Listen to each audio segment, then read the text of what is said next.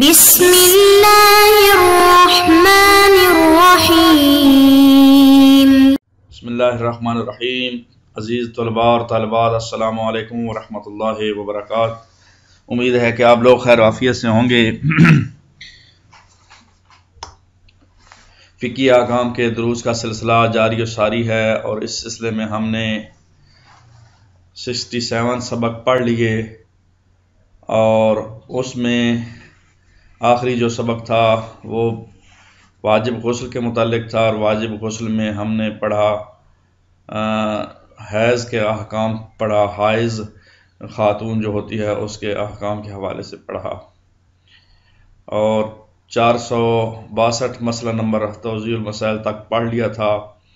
آج 68 سبق نمبر ہم پڑھنے جا رہے ہیں، اور اس کا عنوان بھی واجب غسل ہے، ذیلی عنوان حیض ہی ہے، اور اس کے توضیح المسائل کا مسئلہ نمبر 463، 464، 465، 466، 467، 468 اس طرح ہم انشاءاللہ پڑھیں گے۔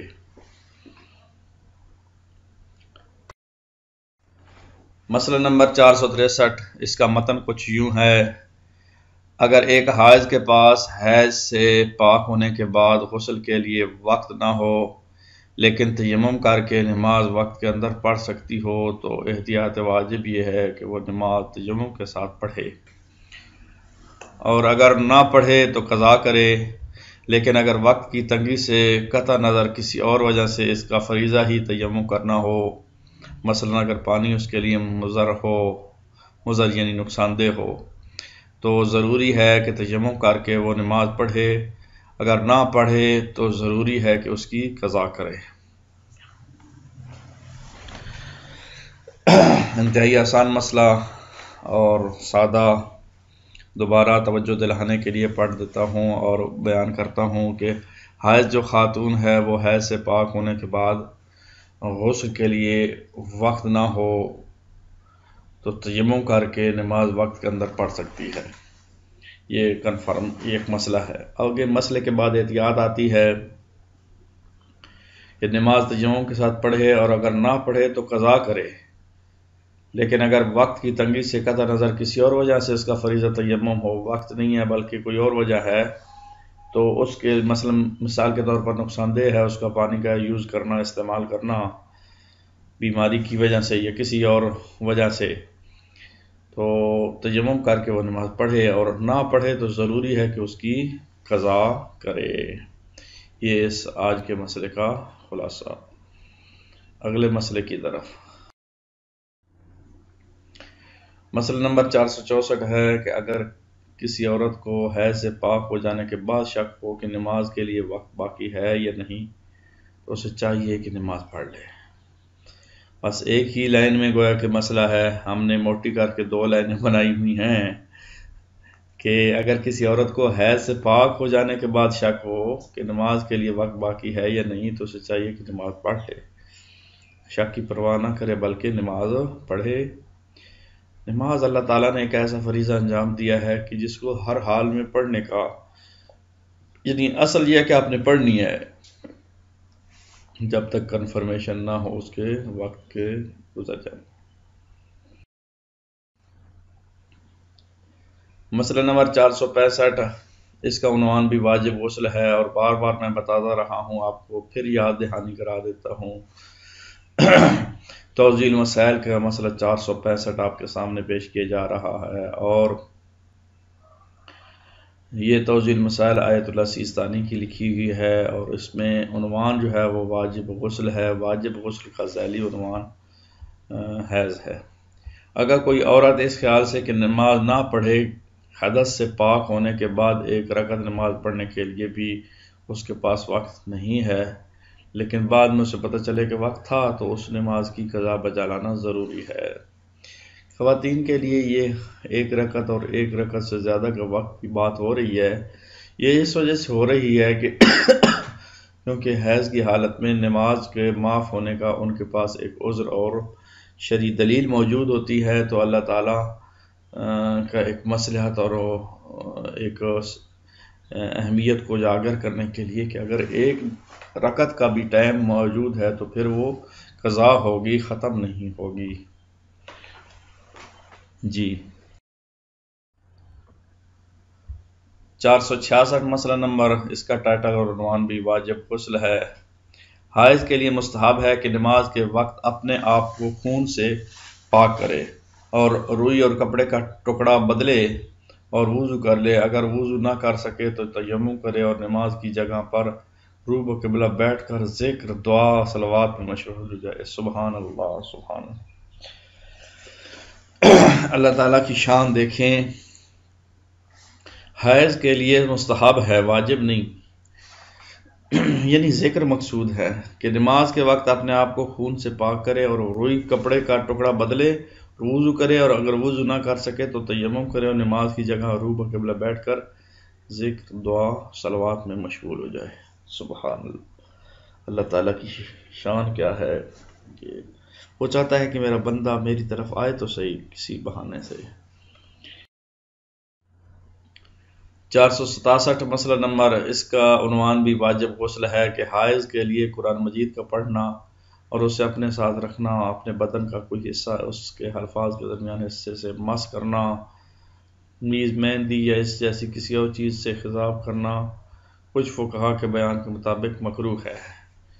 یعنی حائض جو خاتون ہوتی ہے جس کو حیض آ رہا ہوتا ہے اس کے لیے یہ اعمال انجام دینا مکروہ ہے۔ جی مسئلہ نمبر 468، یعنی 4، 6 اور 8، 4، 6، 8، اس کا عنوان بھی واجب غسل ہے اور اس میں واجب غسل کی اقسام کو بیان کیا جا رہا ہے۔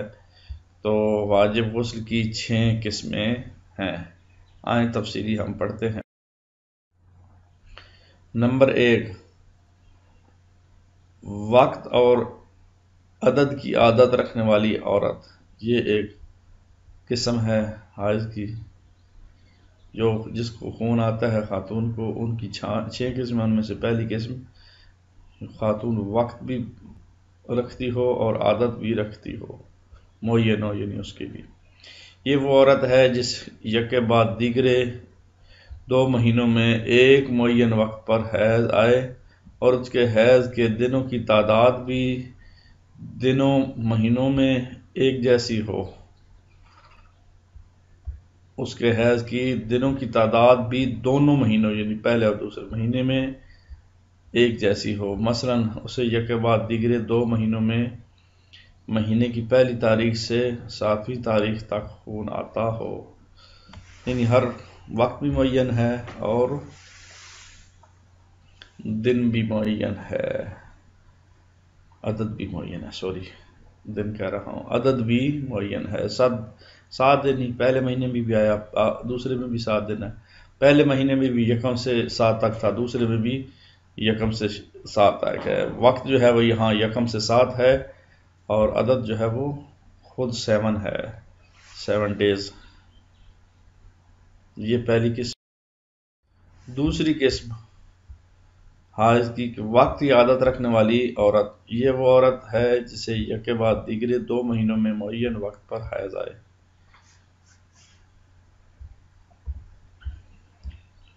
نمبر 2، وقت کی عادت رکھنے والی عورت، یہ وہ عورت ہے جسے یکے بعد دیگرے 2 مہینوں میں معین وقت پر حیض آئے لیکن اس کے حیض کے دنوں کی تعداد دونوں مہینوں میں ایک جیسی نہ ہو۔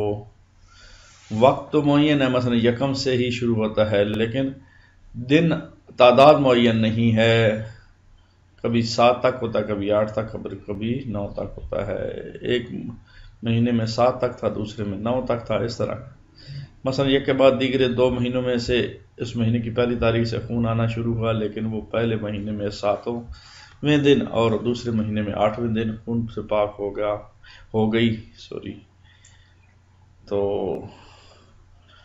خون سے پاک ہو گئی، یہ 7ویں دن یا 8ویں دن، تو یہ عدد معین نہیں ہے، وقت معین ہے، اس کو وقت کی عادی کہتے ہیں خاتون۔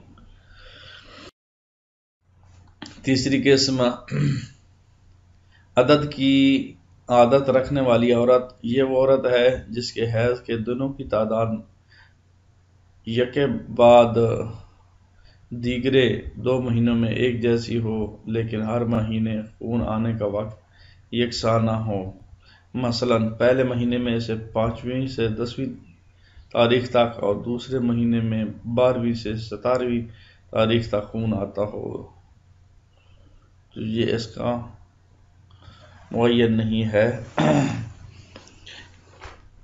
تو عدد کی عادت رکھتی ہے لیکن وقت معین نہیں ہے۔ چوتھی قسم مضطربہ اس کو کہتے ہیں۔ یہ وہ عورت جس سے چند مہینوں خون آیا لیکن اس کی عادت معین نہ ہوئی یا اس کی سابقہ عادت بگڑ گئی اور نئی عادت نہ بنی، مضطربہ۔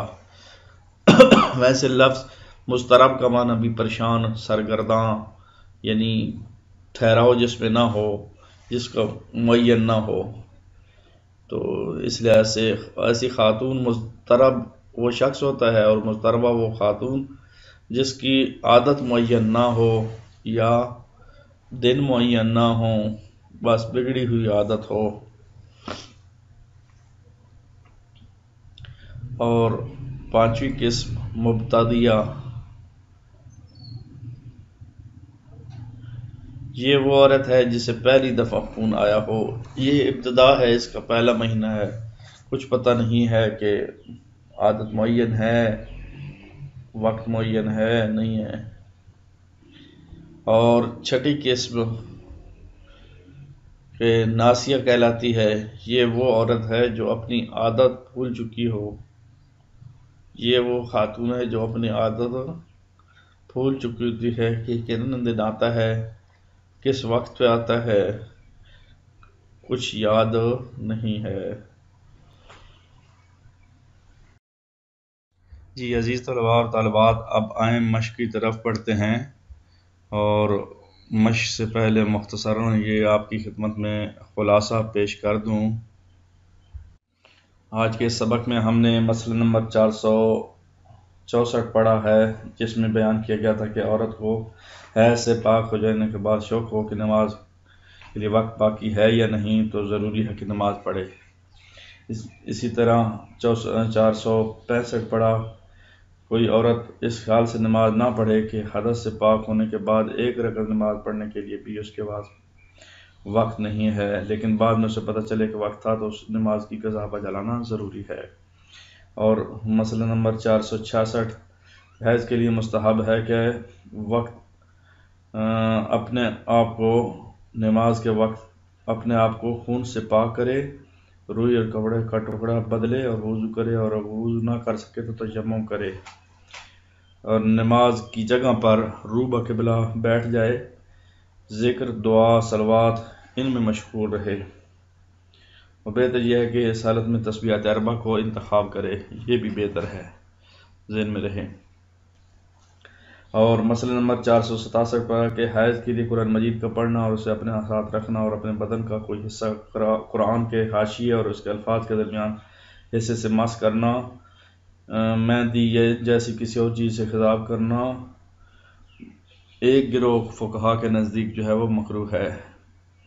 تو یہ اس سبق کا خلاصہ آج کے لیے تھا۔ البتہ ہم نے 468 مسئلہ بھی پڑھا، اور اسی طرح شروع میں نے 64 سے شروع کیا تھا، تو مسئلہ نمبر 463 بھی ہم نے پڑھا تھا۔ 63 تھا کہ اگر ایک حائض کے پاس حیض سے پاک ہونے کے بعد غسل کے لیے وقت نہ ہو لیکن تیمم کر کے نماز وقت کے اندر پڑھ سکتی ہو تو احتیاط واجب یہ ہے وہ نماز تیمم کے ساتھ پڑھے، اگر نہ پڑھے تو قضا کرے، لیکن اگر وقت کی تنگی سے قطع نظر کسی اور وجہ سے اس کا فریضہ ہی تیمم کرنا ہو، مثلا پانی کے لیے وہ پانی اس کے لیے مضر ہو تو ضروری ہے کہ تیمم کر کے وہ نماز پڑھے، اور اگر نہ پڑھے تو ضروری ہے کہ اس کی قضا کرے۔ اسی طرح جو ہے وہ ہم نے 468 مسئلہ بھی اس سبق میں، اور 468 میں 6 قسمیں حائض کی تھیں، ان کو ہم نے پڑھا۔ وہ اس لحاظ سے تھی وقت اور عدت کی عادت رکھنے والی عورت، نمبر 2 وقت کی عادت رکھنے والی عورت، نمبر 3 عدد کی عادت رکھنے والی عورت، اور نمبر 4 مضطربہ، نمبر 5 مبتدیہ، نمبر 6 ناسیہ۔ تو آئیں اس سبق کی ہم مشق کو حل کر لیتے ہیں۔ مشق کو بھی ایک لحاظ سے خالی جگہ پر کرنی ہے۔ 4 جملے ہیں، ان کو 4 الفاظ میں سے ہیں، 3 جملے ہیں، 3 الفاظ میں سے ہیں، تو ان کو آپ نے فل کرنا ہے۔ وہ عورت ہے جسے دفعہ خون آیا، ڈیش ڈیش، یہ ڈیش ڈیش کی جگہ جو ہے وہ لگانا ہے۔ وہ عورت، دوسرا جملہ، وہ عورت ہے جسے یکے بعد دیگرے ڈیش ڈیش مہینوں میں معین وقت پر حیض آئے، یہاں بھی جو ہے وہ عدد لگانا ہے، ڈیجٹس۔